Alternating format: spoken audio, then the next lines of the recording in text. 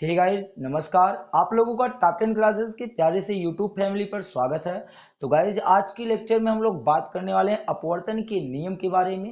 अपवर्तन का नियम क्या होता है, एग्जाम के दृष्टि से इम्पोर्टेंट टॉपिक है। आज की टॉपिक पढ़ने से आपके एग्जाम में 2 नंबर श्योर क्लियर हो जाने वाला है 99% चैलेंज के साथ कि यदि आप आज की लेक्चर अटेंड कर लेते हैं तो आपके हाई स्कूल के एग्जाम में 2 नंबर पक्का हो जाता है।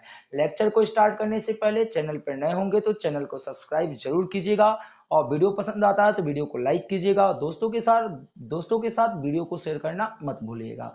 तो चलिए लेक्चर को स्टार्ट कर लेते हैं। लेक्चर बहुत ही छोटा सा रहने वाला है, एकदम अंत तक बने रहिएगा।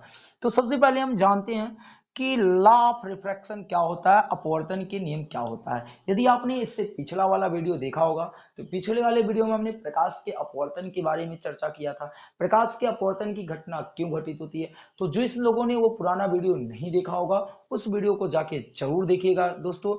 और आपको यहाँ पर आई लिंक पे वो वीडियो दिखाई पड़ रहा होगा, आप जरूर जाके वहां पे देखिएगा। ठीक, अब हम बातें करते हैं कि थोड़ी सी प्रकाश के अपवर्तन का रिवाइज कर लेते हैं। बताया गया था कि जब कोई प्रकाश किरण एक माध्यम से दूसरे माध्यम में प्रवेश करती है, अर्थात विरल से सघन में प्रवेश करे, चाहे सघन से विरल में प्रवेश करे, वायु से कांच में जाए, कांच से वायु में जाए, चाहे मतलब कि एक माध्यम से चलकर दूसरे माध्यम में प्रकाश किरणें प्रवेश कर रही हैं, तो वह अपने मार्ग से क्या हो जाता है, विचलित हो जाता है। तो इस घटना को प्रकाश का अपवर्तन या रिफ्रैक्शन ऑफ लाइट कहते हैं, जो कि आपको चित्र में दिखाई पड़ रहा है कि ये जो प्रकाश किरण है वो विरल से सघन में प्रवेश कर रही थी। तो इसको जाना तो ऐसे चाहिए था, जो डैश डैश करके दिखाई पड़ रहा है ऐसे जाना चाहिए था। इसका नाम करो जरा सा सी रखो। तो आने वाली किरण कौन है, ओ ए है। ओ ए आने वाली किरण, इसको तो जाना ऐसे चाहिए था, सीधे निकल जाना चाहिए था क्योंकि प्रकाश सीधी रेखा में चलता है। पर ये जो है माध्यम बदलने के कारण यह कौन सा रास्ता अपना लेता है, ए बी वाला। तो भाई ए बी रास्ते पकड़ते हुए चलाता है। तो यही घटना तो अपवर्तन कहलाता है। पर मेन मुद्दा क्या है, आने वाली जो किरण होती है वो आपतित किरण होती है, दूसरे माध्यम में प्रवेश करने वाली किरण अपवर्तित किरण कहलाता है। और दोनों किरण पे खींचा गया लंब अभिलंब कहलाता है। जिस बिंदु पे ये तीनों इंटरसेक्ट करती है अर्थात काटती हैं उस बिंदु को हम लोग आपतन बिंदु कहते हैं। आज की टॉपिक में हम लोग सीखने वाले हैं अपवर्तन का नियम, refraction of law of refraction क्या होता है। तो चलिए एकदम आसान तरीके से समझने वाले हैं, ध्यान से देखिएगा। आने वाली जो किरण होती है आपतित किरण होती है। प्रथम नियम हमारा क्या है, आपतित किरण, अपवर्तित किरण, आपतित किरण, अपवर्तित किरण और आपतन बिंदु पर खींचा गया अभिलंब, तीनों एक ही प्लेन में होती हैं, तीनों एक ही समतल में होती है। जैसे हमने क्या कहा कि ये व्हाइट बोर्ड एक समतल है, व्हाइट बोर्ड एक प्लेन है। तो ये आप व्हाइट बोर्ड पे जो ये प्रकाश की अपवर्तन की घटना घटित करा रहे हो, आप बताओ क्या ऐसा है कि ये जो आने वाली किरण आपतित किरण है और ये जो दूसरे माध्यम में चलने वाली अपवर्तित किरण है और ये अभिलंब, ये जो तीनों है, क्या व्हाइट बोर्ड से हट के कहीं और पर बने हैं? नहीं, ये तो एक ही तल में है ना, एक ही तो समतल में है। इसे ही तो अपवर्तन का प्रथम नियम कहते हैं दोस्तों। ध्यान से देखिएगा, एकदम मक्खन के जैसा क्लियर हो जाएगा, कहीं भूलना भटकना ही नहीं है। एग्जाम में पूछा अपवर्तन के नियम से आप क्या समझते हैं, तो एक प्यारा सा डायग्राम बनाइएगा, चाहे विरल से सघन के लिए चाहे सघन से विरल के लिए।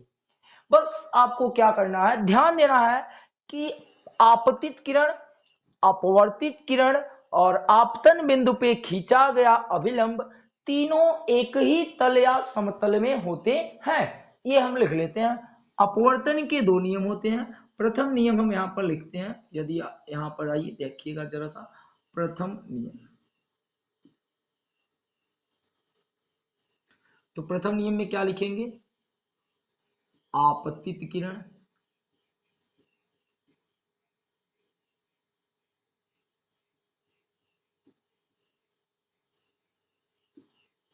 फिर उसके बाद अपवर्तित किरण,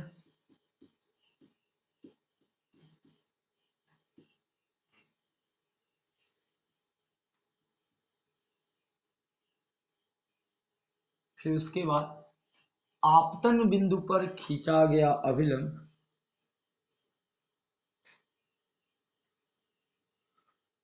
तथा आपतन बिंदु, क्या, तथा आपतन बिंदु पर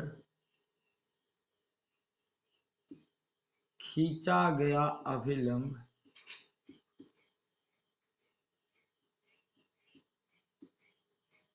खींचा गया अभिलंब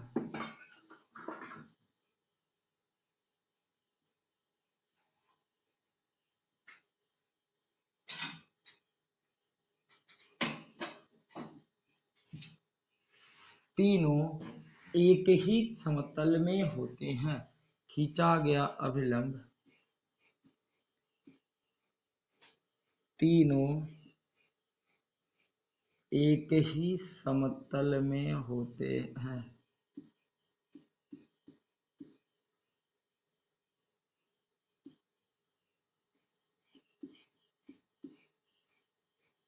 तीनों एक ही समतल में होते हैं। ये हो गया प्रथम नियम। अब हम चर्चा करते हैं इसके दूसरे नियम का। दूसरा नियम ध्यान से,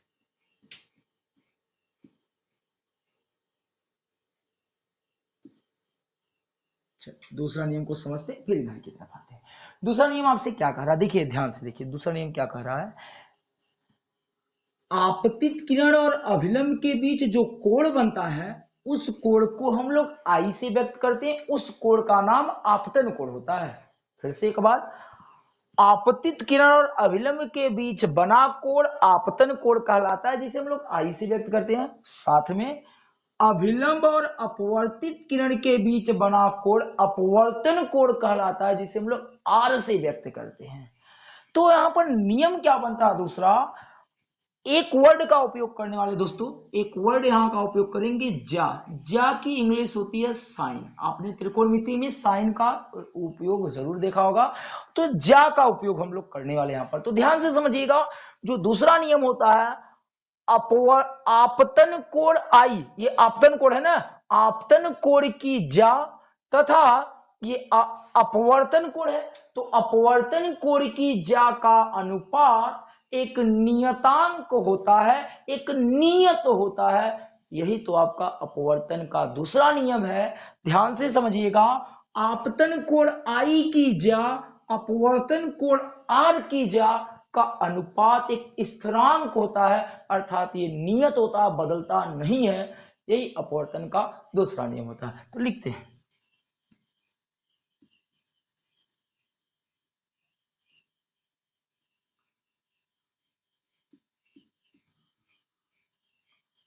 आपतन कोण,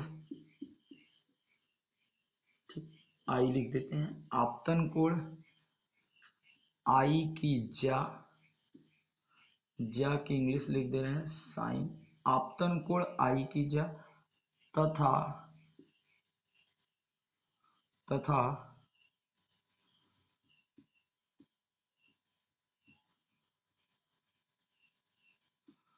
अपवर्तन कोण आर की ज्या, आर की ज्या का अनुपात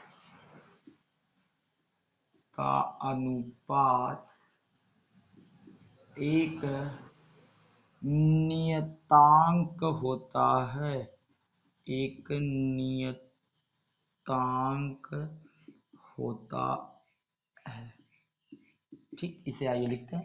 अब क्या, आपतन कोण आई की ज्या मतलब साइन आई, इसे ही कहेंगे। देखिएगा, इसे क्या कहेंगे, आपतन कोण इसे कहते हैं, आपतन कोण की ज्या, उसके बाद अपवर्तन कोण आर, अपवर्तन कोण आर है, आर की ज्या आई की ज्या का अनुपात एक नियतांक होता है। क्या होता है, एक नियतांक होता है। ये आपका आ गया नियतांक। आप यहाँ n लिख सकते हैं। n क्या है, अपवर्तनांक है। n क्या है, जहां पर n क्या होता है, माध्यम का क्या होता है दोस्तों, अपवर्तनांक होता है। लिख सकते हैं, जहां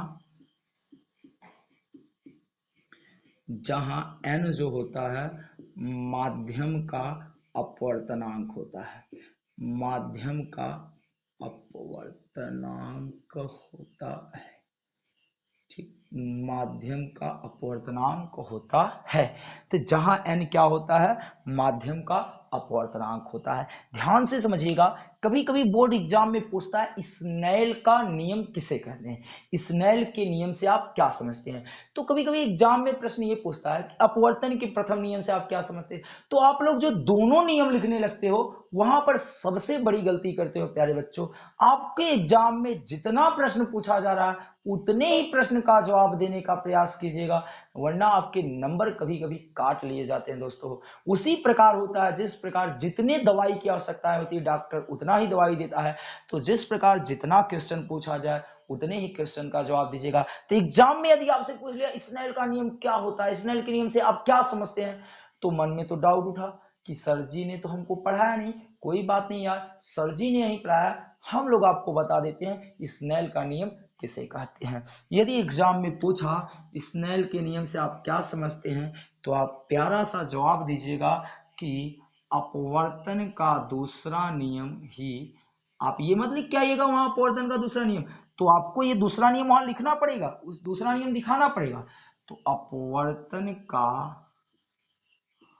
दूसरा नियम ही, अपवर्तन का दूसरा नियम ही स्नेल का नियम कहलाता है। क्या कहलाता है? स्नेल का नियम कहलाता है।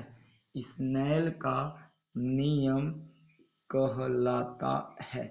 तो स्नेल के नियम से क्या हो जाएगा, n बराबर साइन आई बटे साइन आर। यही तो अपवर्तन का दूसरा नियम है और यही स्नेल का भी नियम है, तो इसे स्नेल के नियम से भी जाना जाता है। तो आज की लेक्चर आपकी यहाँ पर क्या होती है, समाप्त होती है दोस्तों।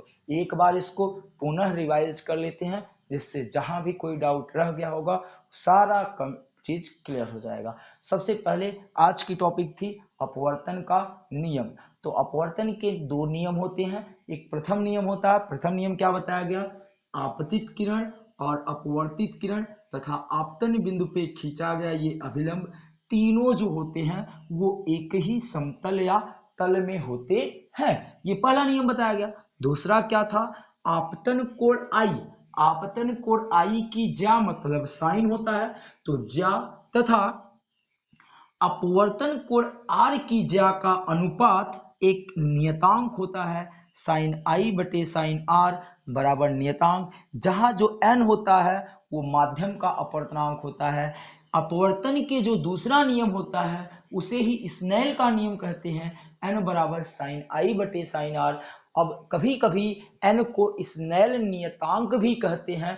ध्यान से समझना, जो n होता है वो स्नेल नियतांक के भी नाम से जाना जाता है। तो गाइज उम्मीद करते होंगे कि आज की लेक्चर आपको जरूर पसंद आई होगी, और दोस्तों यदि लेक्चर पसंद आई होगी तो वीडियो को लाइक जरूर कीजिएगा और दोस्तों के साथ वीडियो को शेयर करना मत भूलिएगा, और चैनल पर नए आए होंगे तो चैनल को सब्सक्राइब करके सपोर्ट जरूर कीजिएगा। मिलते हैं आपको नेक्स्ट लेक्चर में, तब तक के लिए आप इस वीडियो को देखिए, एंजॉय कीजिए और अपने एम को, अपने टारगेट को भूलिएगा मत। दोस्तों आपने जो वादा किया होगा अपने मम्मी पापा से, उस वादा को पूर्ण करने के लिए हमेशा मेहनत करते रहिएगा।